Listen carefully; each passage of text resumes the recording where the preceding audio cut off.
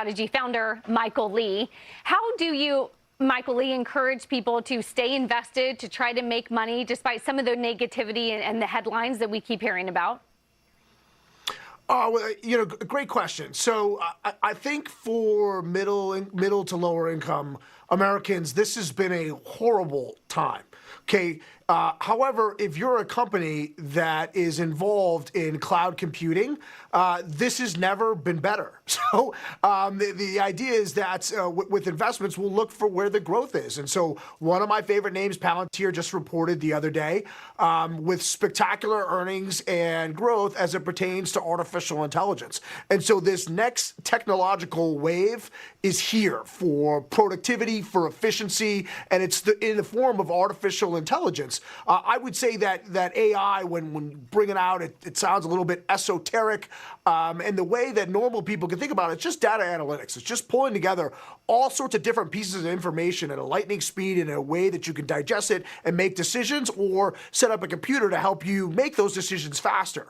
So that's happening. It's happening in real time. It's one of the fastest technological changes we've ever seen happen as these adoption cycles just get faster and faster. So the cell phone to the smartphone was like 15 years. The internet was a decade. I think AI to where you get to 60% adoption is going to be less than 5 years. So as these cycles shrink, you have these companies that are exploding, and you saw that in the S&P 500 last year, where you have that Magnificent Seven up like 40%, and the S&P 493 essentially flat.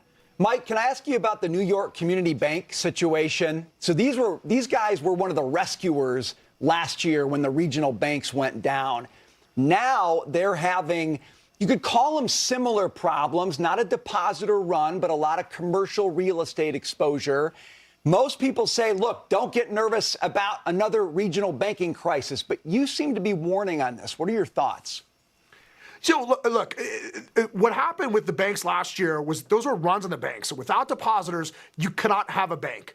Okay, New York Community Bank can write off a lot of bad loans, whether it be on commercial real estate, so small and medium-sized office buildings, okay, or on rent-controlled apartments in New York City. A lot of the undoing of this bank has to do with the policies of the city and the state of New York that have destroyed it. But if the depositors don't run out the door, this bank will be around for a long time. The stock's not going to do that well. But if that can all change very quickly. So if you do see a depositor flight, it's not only going to happen to New York Community Bank Corp, it's going to happen to a bunch of these other small and regional sized banks. Yeah, and we have been warning about that commercial real estate exposure a lot of these banks have. That is one of the X factors we're watching in 2024. Mike, thanks for your thoughts today. Good to see you.